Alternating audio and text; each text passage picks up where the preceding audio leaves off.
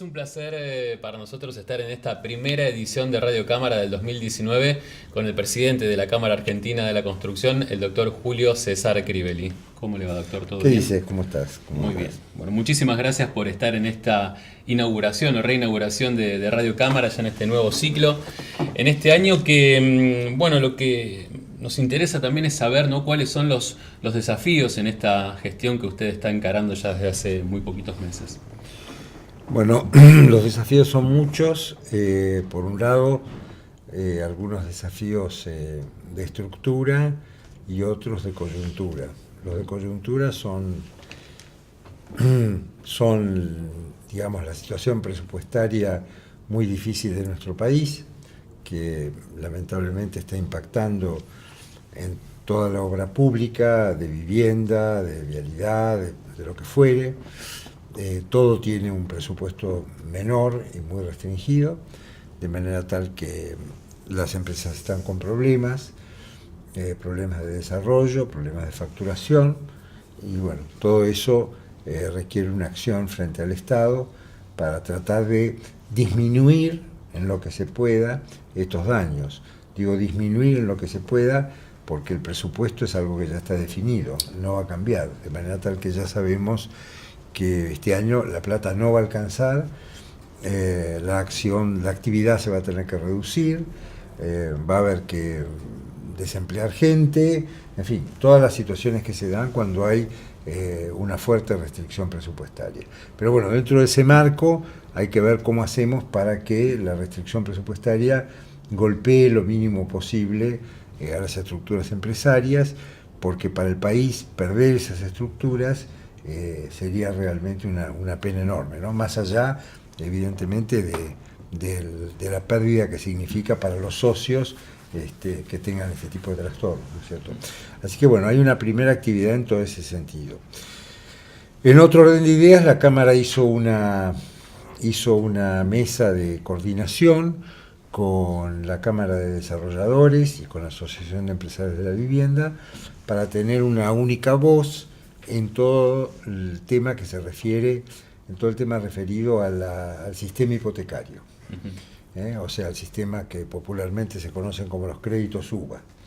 El sistema hipotecario es un tema importantísimo, ha sido una lucha de la Cámara que ya debe llevar 15 años, que empezamos en aquella época en un Consejo Federal en Rosario, y a partir de ahí hemos insistido. El sistema hipotecario implica la decisión privada sobre la vivienda y es el sistema con el cual prácticamente todos los países construyen viviendas, eventualmente con subsidios a la demanda o sin ellos, dependiendo del precio de la vivienda y a quién está destinada. En Argentina todo esto, digamos, durante muchos años, muchísimos años, hasta hace 2 o 3 años, el único sistema de construir viviendas que había era, como no había crédito para la vivienda, bueno, o al contado en el sistema privado para sectores superiores al sector B, y el sistema del FONAVI, que era un sistema que nunca pudo producir más de 30.000 viviendas, para los sectores de bajos recursos.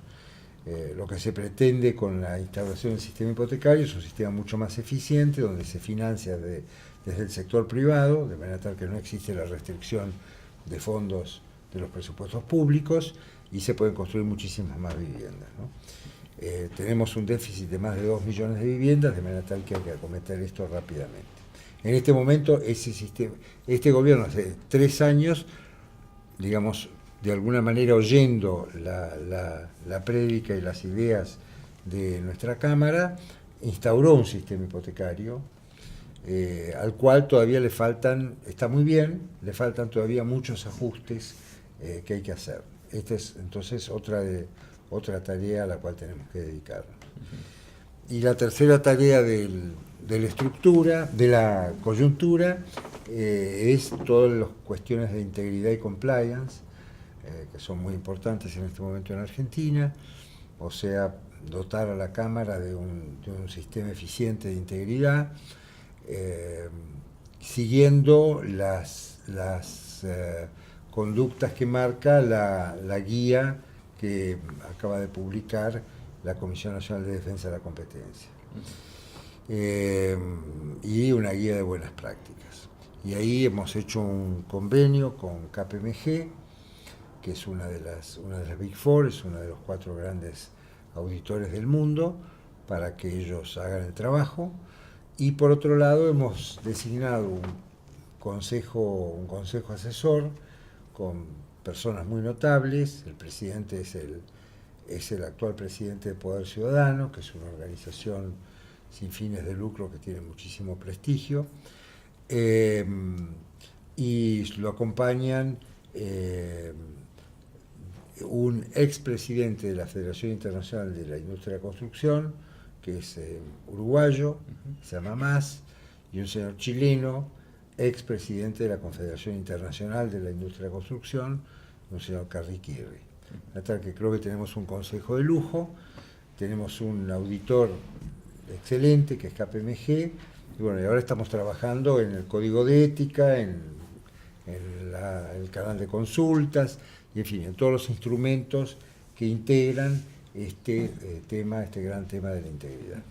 Hablamos con el doctor Julio César Crivelli de lo que tiene que ver con las expectativas, ¿no? Para este 2019, claro, hoy parados en prácticamente el inicio del año, cerrando marzo. Cuando lleguemos al cierre del año, tal vez vamos a ver cómo se desarrolla este año también en la Argentina, un año electoral, un año también que viene una turbulencia fuerte del 2018. ¿Cuál sería la posición que se pueda decir tal vez ideal, donde estemos parados y en estas temáticas que está desarrollando, estos 3 pilares, en qué porcentaje sería lo ideal que estén cumplidos? Bueno, hay algunas cosas más que la Cámara intenta, porque, y después voy a contestar a la pregunta que usted me hace. Hay 2 cuestiones. Yo hablé de las cosas de la coyuntura, o sea, lo que hay que hacer ahora, y después hay 2 cuestiones de estructura que son importantes hacia el futuro, hacia un futuro mucho más allá de un año. El primer problema, vamos a empezar por el más simple, es que se ha desarrollado todo un sistema de exigencias de integridad en el sector público para quienes contratan desde el lado del sector privado. Pero el Estado argentino tiene un sistema de administración de contratos muy antiguo, de más de 60 años, en el cual prima la discrecionalidad y la autoridad, por no decir el autoritarismo, por parte del Estado. Entonces, en ese contexto, con ese sistema de administración de contratos, exigirle al sector privado un código de integridad y todo lo demás que se le está exigiendo a nuestras empresas, a todas las empresas del país que contraten con el Estado, sin modificar esta estructura de administración de contratos que es totalmente discrecional, es poco realista y abusivo. Entonces la Cámara está empeñada en modificar esas reglas de administración de contratos para quitarles discrecionalidad, hacerlas mucho más apegadas al cumplimiento de la ley, y entonces, digamos, que se balancee la exigencia de integridad hacia el sector privado con una exigencia de buena administración hacia el sector público. Entonces, este es un tema muy, muy importante que va a llevar mucho tiempo, porque la tradición argentina es que el Estado hace lo que le da la gana, no solamente en las obras públicas, en todo, y cambiar esta tradición va a costar muchísimo. Pero es imprescindible que lo podamos hacer. Y el segundo punto, que también es de estructura, no es de coyuntura, es un punto también pensado a muy largo plazo, es pensar en el tema de la pobreza. Argentina viene acumulando pobres básicamente porque no hay empleo, y no hay empleo porque no hay inversión, y no hay inversión porque no hay infraestructura, porque la realidad es que los lugares a donde existe infraestructura, la inversión ya existe, es suficiente, o sea, hablemos de la zona núcleo, y la generación de empleo es muy buena. Lo que hace falta es habilitar otros lugares de Argentina que no tienen infraestructura, que no tienen vivienda, y entonces que esos lugares nuevamente sean generadores de inversión privada asociada y sean generadores de empleo. Quizás con un ejemplo se entiende todo esto mucho más fácil. La autopista Panamericana, cuando yo era un chico, la lanzó la administración del presidente Frondizi y se hizo una pequeña parte de la ruta que quedó ahí durante 35 años. Exacto. 35 años más tarde, bueno, finalmente se decidió hacer la Panamericana, se hizo muy bien, con una inversión de 450 millones de dólares. ¿Qué pasó con la Panamericana? A los dos costados de la Panamericana se desarrolló en menos de 5 años una especie de ciudad lineal con inversiones privadas, desde kioscos de cigarrillos hasta multinacionales gigantescas, shoppings, oficinas, colegios, viviendas, lo que se nos ocurra. Todo esto generó trabajos, generó empleos, que no son empleos transitorios como los nuestros de la construcción, son empleos permanentes. El señor que trabaja en un shopping se consigue un empleo y trabaja allí y tiene Entonces, la infraestructura genera inversión privada asociada. Esa inversión privada asociada con la Panamericana vieja no existía. A los dos costados de la Panamericana había un descampado. En ese descampado hoy en día está toda esta inversión enorme, industrial, comercial, en fin, de las más diferentes áreas que pensemos. Entonces, la infraestructura, cuando es virtuosa, cuando está bien pensada, genera la avidez del sector privado para hacer inversiones allí, para hacer comercio, para hacer industria, para hacer producción, para hacer lo que sea. Y esto genera empleos permanentes. Entonces, Argentina, para combatir la pobreza, necesita generar empleo, para generar empleo necesita generar inversión, y para generar inversión necesita infraestructura.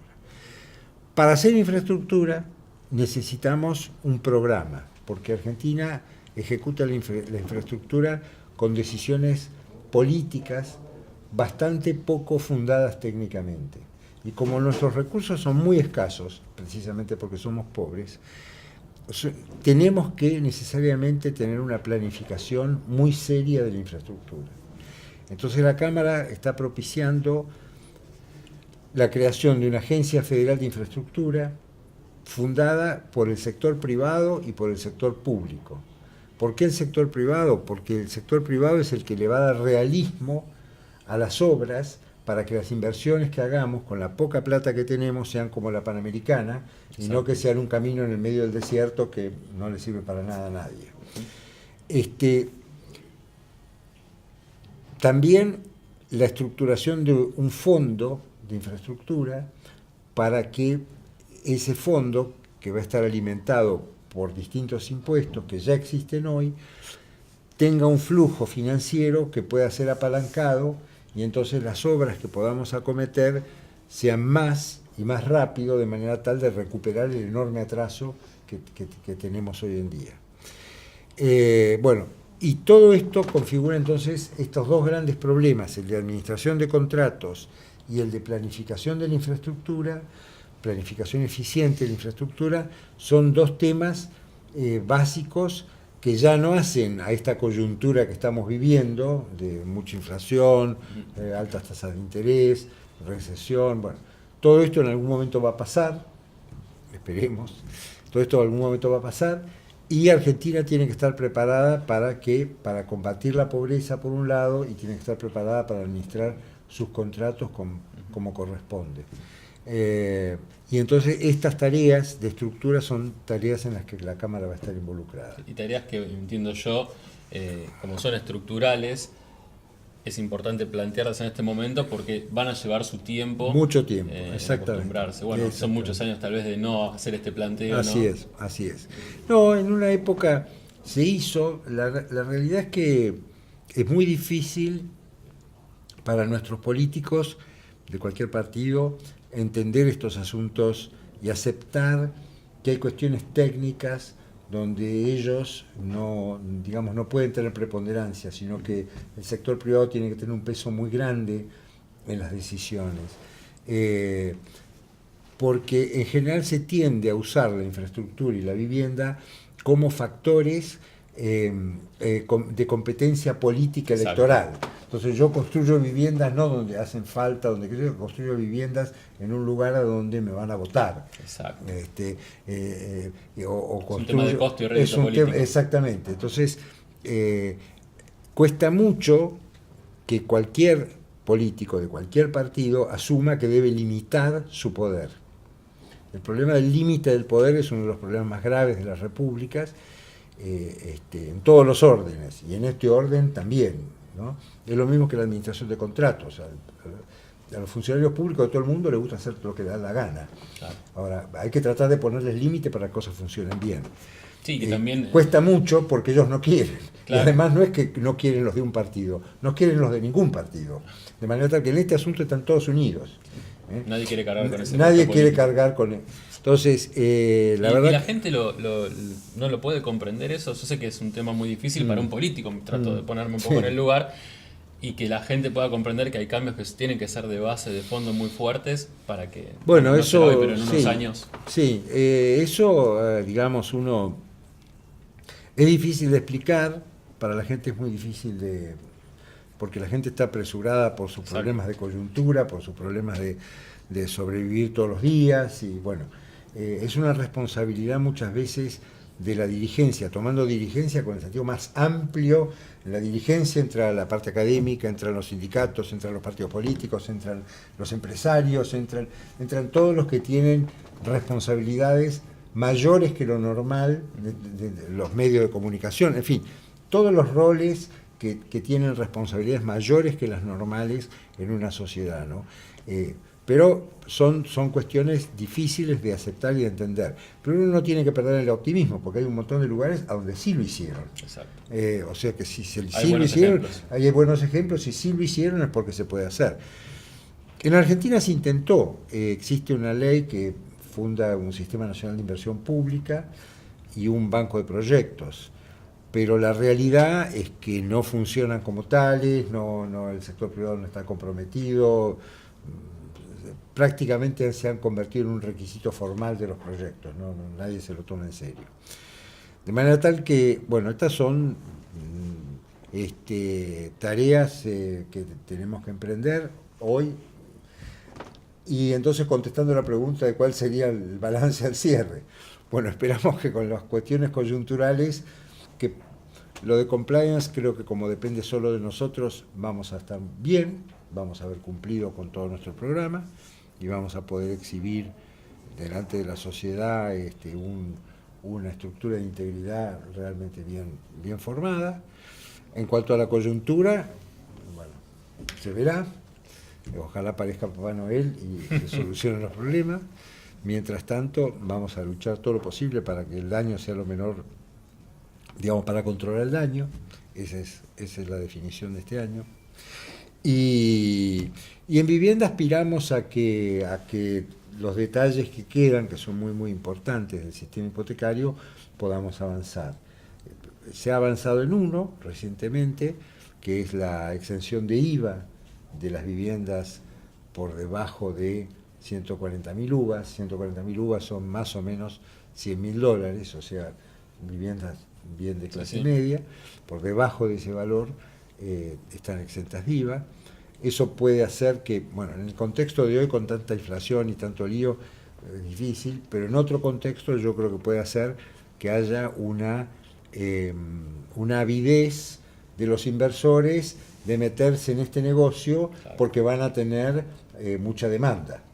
Va a haber, hay mucha gente de clase media que puede comprar una vivienda de 80, 70, $90.000, o sea, por debajo del límite, y llegar abajo de ese límite, si el Estado exime de IVA, es más fácil, ¿no es cierto?, que de otra manera. De manera tal que ahí hay una buena noticia. Esperemos que durante este año podamos acumular otras buenas noticias, que serían ver que las provincias eximan de ingresos brutos a las viviendas, que es un castigo feroz, y tratar de que se pueda desgravar, aunque más no sea en parte, la inversión en viviendas, siempre de medios o bajos, para gente de medios o bajos recursos, la inversión en viviendas, de modo tal de estimular al capital a meterse en estos negocios y a producir viviendas. Sí. ¿no? A mover un poco a mover, la rueda en general, exactamente. ¿no? Hay algo que es importante en lo que mencionaba,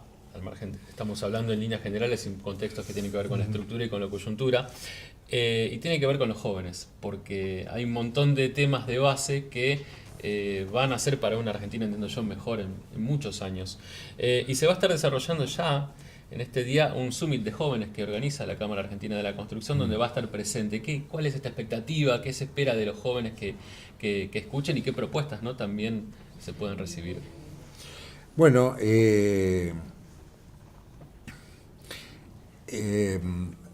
yo creo que Argentina va a tener que sufrir una reestructuración enorme. Tenemos 30% de pobres, 50% de analfabetos funcionales, así un país no puede funcionar. De manera tal que, como yo ya tengo casi 70 años, la tarea de cambiar eso le queda a los jóvenes. No voy a ser yo el que pueda, ni mi generación la que pueda cambiar esas cosas. Así que la tarea que tienen por delante es enorme. Yo lo que creo y aspiraría de esta cumbre, de esta reunión, es la comprensión, digamos, de la estructura del cambio. La estructura del cambio siempre se basa, primero hay una concepción de la cultura, no la cultura en el sentido de ir a ver la ópera de Otello, sino la cultura en el sentido de los valores que queremos, ¿no? Estamos conformes con 30%, estamos conformes con 50% de analfabetos, bueno, estamos conformes con un Estado que gasta plata, digamos, por ejemplo, la Argentina, cualquier argentino medio paga 2 educaciones, una donde no puede educar a su hijo porque no aprende nada, y otra que es una educación privada donde el hijo más o menos aprende lo que tiene que aprender, y paga 2 saludes, una donde se cura, que es una prepaga, qué sé yo, y otra que paga un impuesto para un hospital en el cual mejor que no vaya y que no tenga que ir. Entonces, ¿estamos conformes con estas cosas? No estamos. Bueno, muy bien. Entonces, lo primero son la cultura de los valores. Después viene la política. O sea, ¿cómo hacemos para que los que hacen o los que tienen que ver con la política, en un sentido muy, muy amplio, o sea, no solamente los partidos políticos, los sindicatos, las empresas, las universidades, los medios de comunicación, se incorporen de alguna manera estos valores? Por ejemplo, lo cual no quiere decir que todos coincidan en hacer lo mismo. Lo que tenemos que conseguir es que la gente valore las mismas finalidades. Por ejemplo, la Argentina de la gran fundación de Argentina de los años 80, del siglo XIX, ¿no?, que generó ese país que fue el 7º PBI del mundo, digamos, nadie discutía que tenía que haber educación libre, gratuita y obligatoria. Claro, lo que había era una discusión sobre cómo se hacía eso. Diferentes caminos, pero a nadie se le ocurría pensar que no, que en realidad esto es una cuestión que podemos dejarla para después. No. Entonces, u otros valores, la inmigración. Nadie discutía que había que traer inmigrantes. Había que traer inmigrantes. Después venía la discusión si los inmigrantes tenían que ser de Europa o si los inmigrantes podían ser de la China, o yo qué sé. Había 50 discusiones en base a los métodos y a los caminos. Entonces, la política, que es el segundo elemento, es la formación de la conversión de esos valores culturales en instrumentos del cambio. Y después viene el tercer paso, que son las instituciones. O sea, una vez que tenemos la política, estas discusiones que decíamos recién, bueno, ¿cómo hacemos para la educación? Muy bien, ¿cómo hacemos para la educación? Es un diseño institucional que hay que armar y que hay que discutir.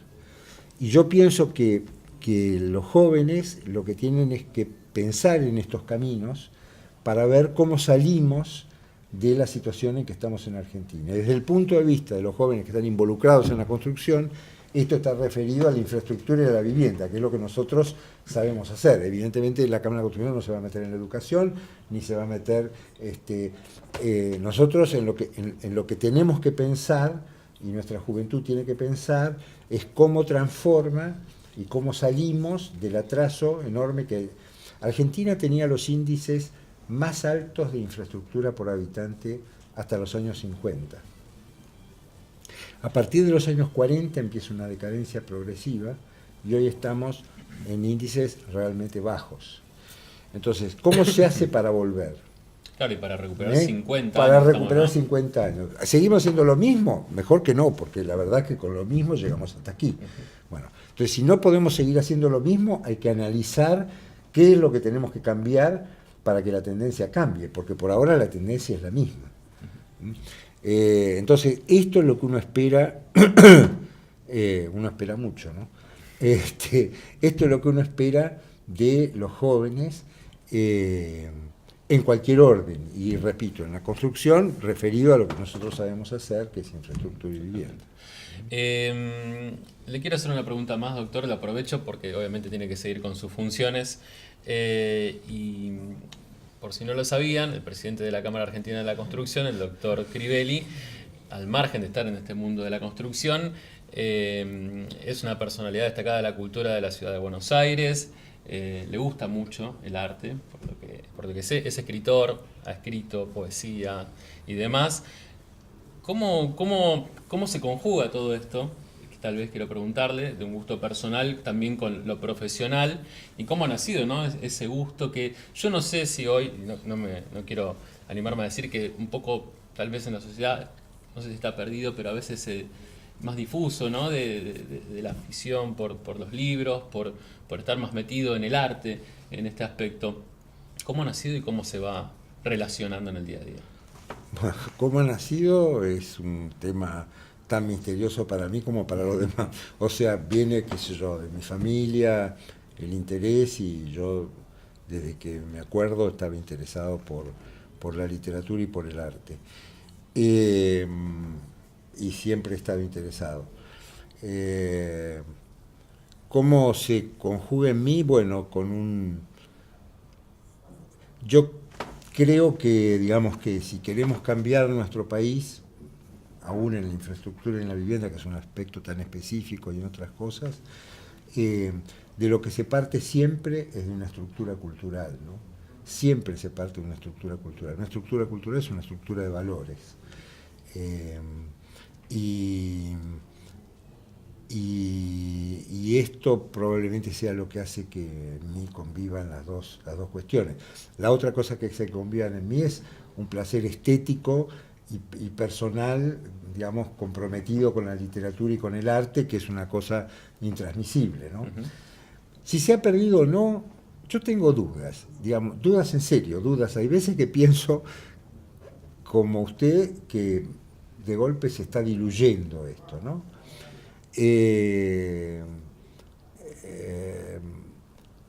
Y, por ejemplo, cuando pienso porque va a haber un cambio enorme, hay un cambio enorme a través del sistema de comunicación.